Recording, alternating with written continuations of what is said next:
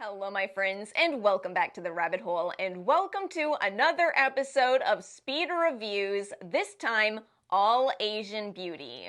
And I do mean Asian beauty. We've got K-beauty, J-beauty, and C-beauty all in the same video today.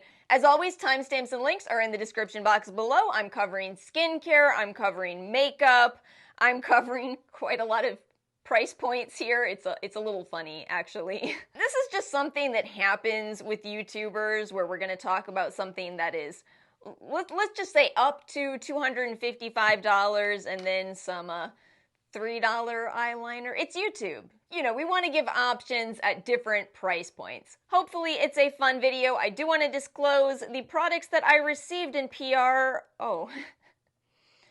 It's actually all the skincare and none of the makeup. I get more skincare PR than makeup PR. What can I say? If you are interested in any of these products, I will have links below affiliated whenever possible. And if you do want to help support this channel, I'll also throw up my affiliate codes at Yesstyle as well as Stylevana. Those get you a discount and they give commission to this channel. So thank you to anyone who uses those. Of course, it's always optional. And I think we've got enough of an intro here. Are you ready to get into the video? I do want to start with the skincare section. I feel ready to update you all on how this Dear Klairs freshly juiced vitamin charging serum has gone for me. So this was a newer release. As you may recall, Dear Klairs had their original vitamin C product with 5% L-ascorbic acid. This is 10% ethylated ascorbic acid, which is a vitamin C derivative. I think I'm just gonna once again reference my video on this so we don't have to spend forever explaining what a derivative is. I think a lot of you do know. So yes, again, it is a derivative-based vitamin C, which means it doesn't smell bad. It actually smells faintly of the extracts that it contains. It is fully clear, and we don't expect it to oxidize in the same way as L-ascorbic acid. It does not require a low pH, which makes it a lot easier to use. A lot of people find that L-ascorbic acid serums sting their skin, and the reason for that is because that ingredient needs a low pH, and that low pH can feel disruptive to your skin. But I want to talk about my own experience with this. It was nice to use. I would say this is probably the closest derivative to L-ascorbic acid per the literature. The mechanism looks promising for fighting hyperpigmentation. But at the end of the day, it didn't do as much for me as the Bubble Vitamin C Serum because for whatever reason, my 30-plus skin is over here insisting on having acne. And that is what makes the Bubble Vitamin C special for me. It is using a specific derivative that coincidentally helps with acne. When I did use this, my skin didn't look as good, but it's not because this product was breaking me out. It's because this product helps me with acne, and when I make the switch, I no longer have those acne-fighting properties. This is why the most important part of skincare is knowing your skin. What ingredients can you and can't you use? Can you use L-ascorbic acid?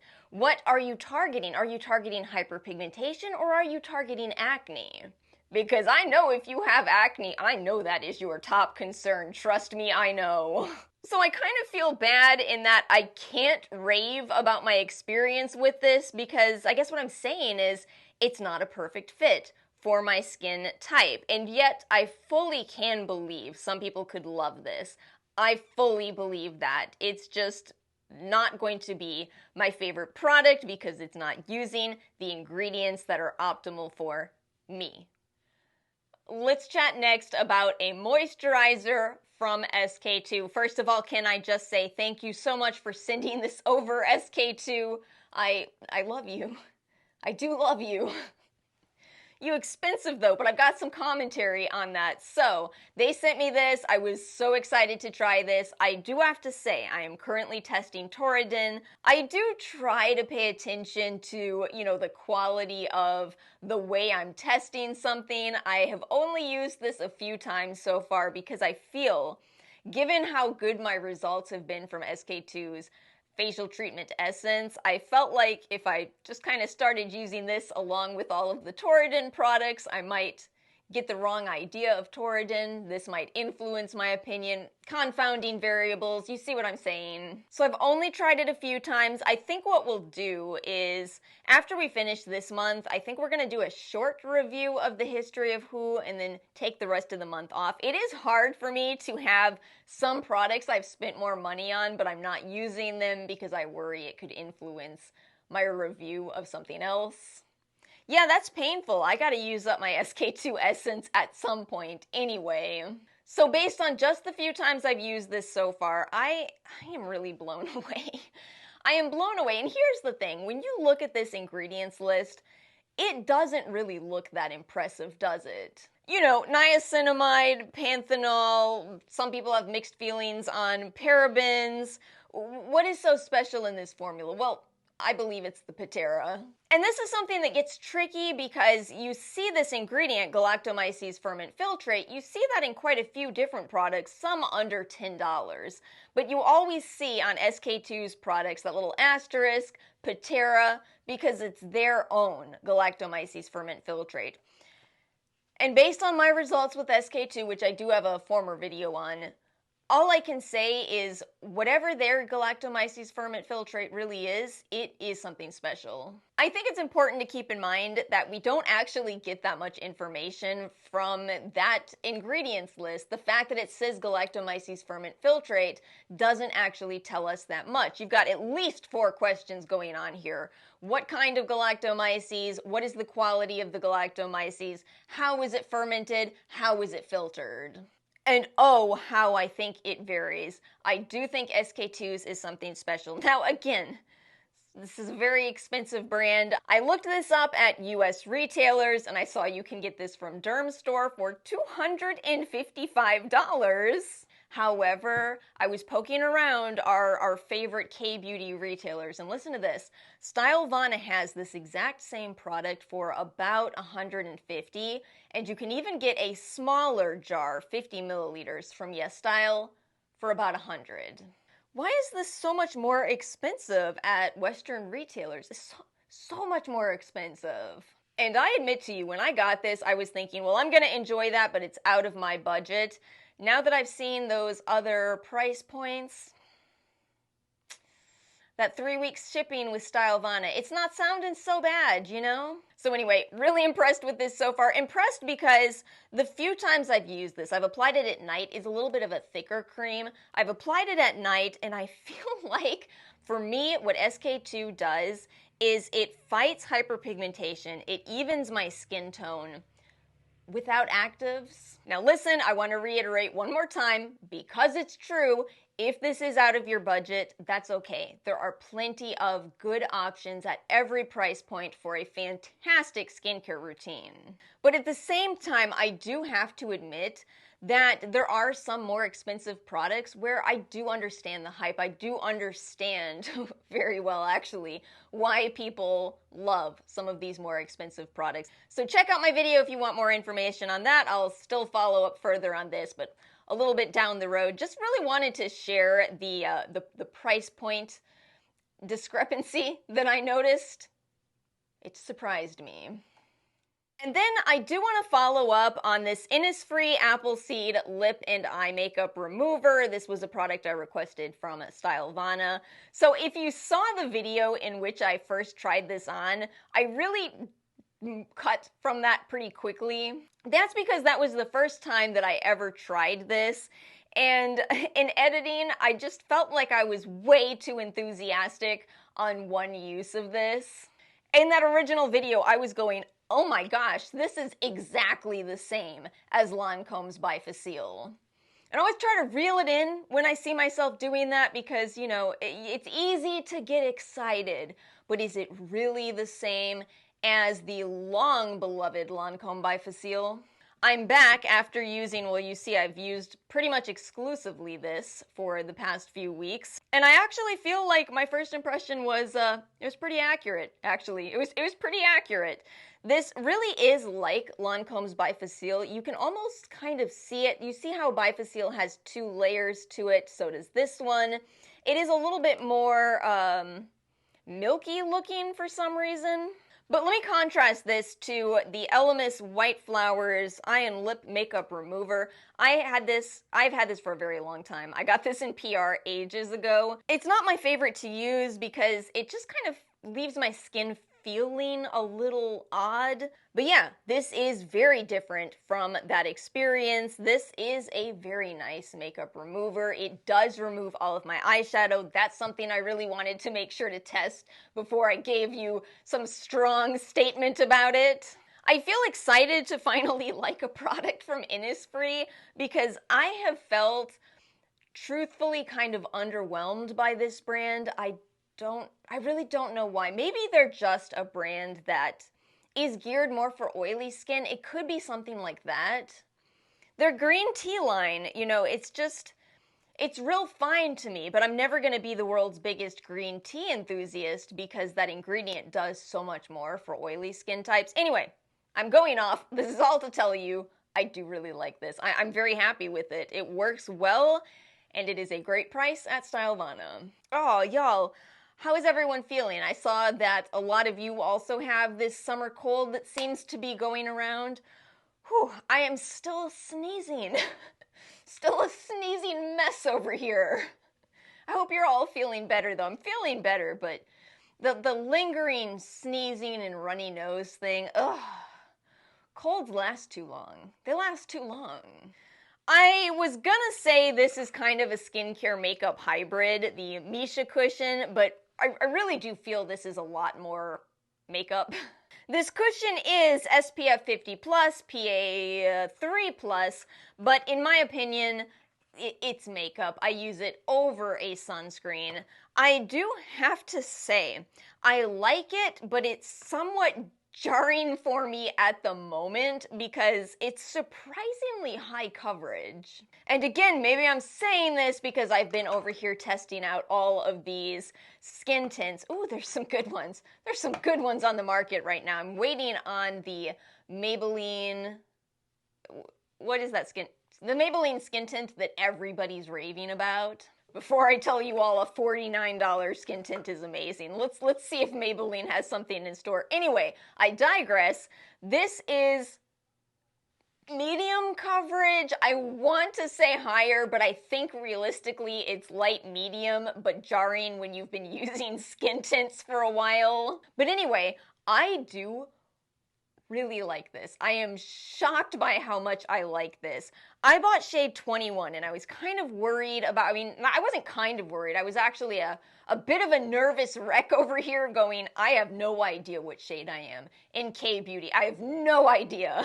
But it is a remarkably close match. I do feel it is a little bit more saturated than my skin. I do have a muted skin tone. That's why I describe the grays in my skin tone. It's more muted. And I also never wear foundation on my neck. I don't like the way that feels, so you never see me wear foundation on my neck, ever. And so I would say this is a pretty close match. Do you see how it's just a little bit more color in my face than my neck? But the way it sits on my skin is really flattering, it's really comfortable, it's not drying. It does contain some mineral filters in it, but it's titanium dioxide, and I am telling you from personal experience, titanium dioxide is not the drying mineral filter. It's zinc oxide. It is zinc oxide that is the drying one. I do feel like the only catch is these cushion foundations, you just really don't get a lot of product in them. It's 0.52 ounces. It's about half the size of most foundations, but I do like it. I'm really pleasantly surprised by this one. Can you hear this snapping? It's my water bottle. I didn't buy much in the Prime Day sales, but I did buy some flavored drink sticks. They are very tasty. Very tasty. One more thing to tell you all before I move on from Missha. So I'm so impressed with this that I do want to try more for Missha, and so I placed an order. Okay, let me look at my order history so I can get this correct. Missha Chogongjin. Chogongjin? Is that it? I placed an order on Yesstyle for some of those products. It had that 21-day availability, which I was over here so nervous about. I didn't even need to be nervous. My order shipped. It has shipped. It shipped in about 12 days. I'm so excited. I've had so many requests to talk about those, and they're on their way. I'm so excited.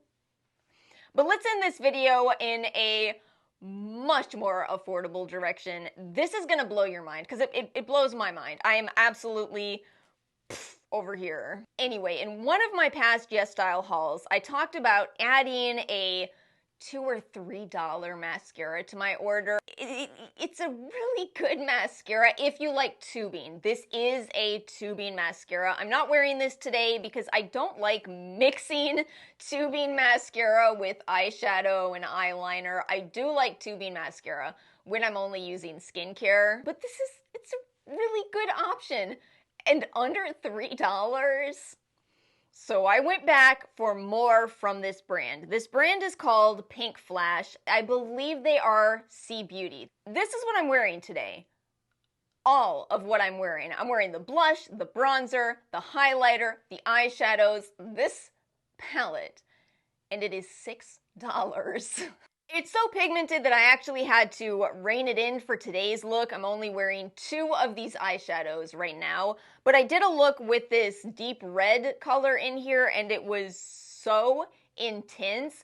Listen, here's the thing. I've noticed that Korean eyeshadow palettes, they're beautiful, but they're very soft. If you are shopping on Yesstyle or Stylevana and you want more pigment, you've got to look into the Chinese makeup brands. They are blowing me away, and this brand Pinkflash, this is the most affordable of them all. And again, even the brands like ZC are not expensive. So I looked more into this company, and apparently what they are doing is they want to make makeup more affordable for young people, which I think is a great mission. So yes, it is a brand that is geared towards a bit of a younger audience. That doesn't stop me from using anything ever.